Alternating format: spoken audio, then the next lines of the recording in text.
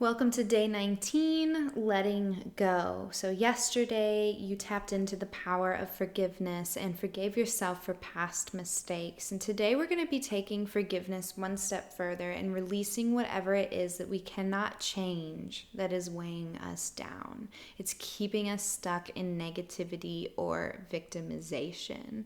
So, revisit your intention from day one, ground in the awareness of that intention, and then set one for today. What are you hoping to receive out of letting go? So state this intention out loud with power. Now, whether it's a breakup, an accident, a crime, a bad memory, anything else that may have happened that seemed to be out of our control, we may not have control over that. But we do have the power to choose how we react to it. I don't know if you've ever heard of Viktor E. Frankl. He was a Holocaust and concentration camp survivor. And he said this famous quote, "Between stimulus and response, there is a space. In that space is our power to choose our response. And in our response lies our growth and our freedom." I just love that quote. And coming from someone like him who experienced such horrible, horrible crime against humanity, for him to have that perspective on his experience and how he will choose to live his life from that point forward is incredibly inspiring. Now, this doesn't mean that we become doormats. It doesn't mean that we don't set boundaries or immediately excuse someone who hurt us. That's not what this is. But it does mean that we have the power to decide how we respond and how we move forward. So, I know what it's like healing from sexual assault, healing from the traumatic experiences I had in my relationships with people who had some drug dependencies. I had dealt with a lot of triggers. I had a lot of nightmares, a lot of memories that would just come out of nowhere. And I had to really find a space within me to let go because I had no control of those situations, but I had to let go for my own sanity. I made the choice to give myself space to heal, to release the power that they had over me and come out stronger and wiser than ever before. We all have that power, no matter what we're dealing with. So we can't go back in time to change things, obviously, and it's not healthy to bypass the pain either, but we can hold space for it to be seen and released. Sometimes we just need to grieve what's been lost. We're never really properly taught how to mourn or how to grieve. We're told we need to be strong and resilient, which is great. Strength and resilience is so important, but so is nurturing the pain and holding space for it to be processed and then released. Usually what we're grieving are needs that were never actually met. So perhaps a need for safety, security, control, or love, whatever it was we needed at that time was taken away from us, or we perceived it to be taken away from us. And through the grieving process, we can release it from the past and put the power back in our own hands. So, the following activity is a powerful 8-step process to transform distress into beautiful, radiant light.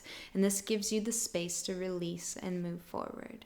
So, pull up your worksheet and follow along with me for clear instructions, pausing in between each question so that you can feel deeply into each step and write down your thoughts. Please don't rush through this. I beg of you, just pause after each step to fully experience it. Otherwise, it's just words. We want to make sure that we step into it, experience it, and release. Now, disclaimer. This is a big old disclaimer. If you're dealing with serious things like sexual assault, depression, chronic anxiety, anything else that's just very debilitating, it's advised that you do this exercise in the presence of a therapist or someone that you love and trust, okay? Because this can get heavy. And, you are fully responsible for your personal choices and well-being. And I trust that you will make the right decision for you on how to proceed with this activity. But I highly recommend, if you are in therapy or anything of that sort, or if you have a coach, bring this exercise to them and allow them to walk you through it so that you don't have to do it alone. If you feel ready to do it alone, by all means, you make that personal choice. But here's my disclaimer that you are responsible for your well-being in reality. Okay, so worksheet pulled up. Step number 1, settle into awareness. When you settle into awareness, describe the moment that you first felt the pain of whatever experience you're hoping to let go of. Allow yourself to see it in your mind's eye and relive it. What are you seeing, hearing, maybe even smelling? And this could be triggering for some people, so allow yourself space to experience it almost like you're observing it. Now you're not really experiencing it as if it's happening to you again, but you're observing the experience.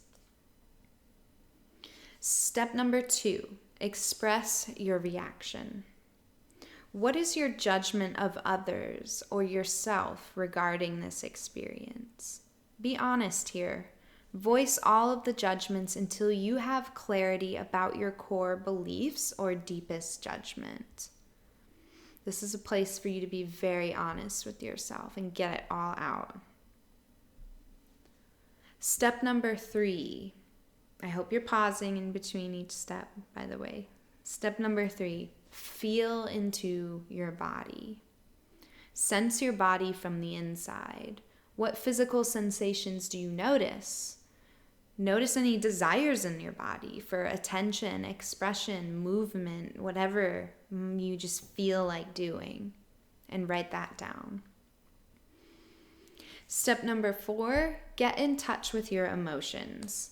What are you feeling right now, in this moment, as you're experiencing all of this? And honor your deepest feelings without pushing them away.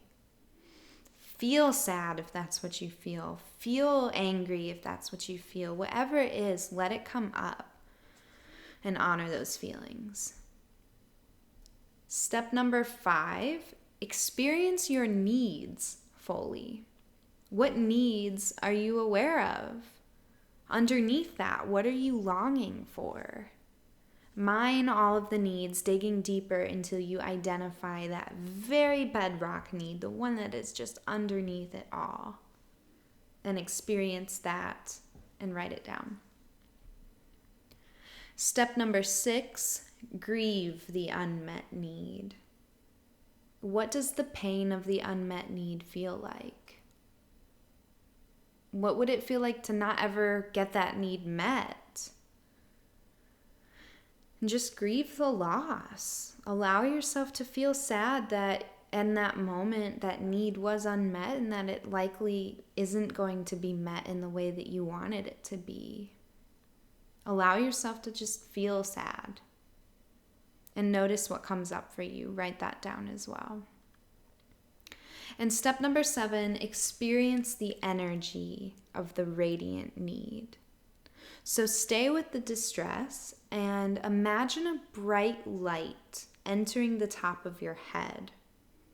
And as the light passes through you, feel the alive energy associated with that radiant need. Just let it pass through you, filling you up. That need is alive and well and vibrant within your whole being. And imagine the deep satisfaction of that need being fully met. What are you noticing here? And then step number 8, meeting your needs or meet your needs. What requests can you make to honor or meet your radiant needs now in the present? What requests could you make of others that would be most likely to assist you in getting these needs met? This gives you the power back. You are responsible for fulfilling your needs. So, I hope that That step-by-step process can allow you to transform the distress into light. And it's okay if you have to do it a couple times. It's okay if it doesn't all just disappear over one time of running through this. Allow yourself to slow down in the process and revisit as necessary, okay? So, your action for today is to spend time processing through any situation that is still hanging over your shoulders that you're ready to finally let go of. Remember, you cannot change the past, but you can take ownership and create a positive present and future. All right, guys, share your insights with the Facebook group. I will be there to nurture you and love you all throughout the process. Have a wonderful day, and I'll see you tomorrow.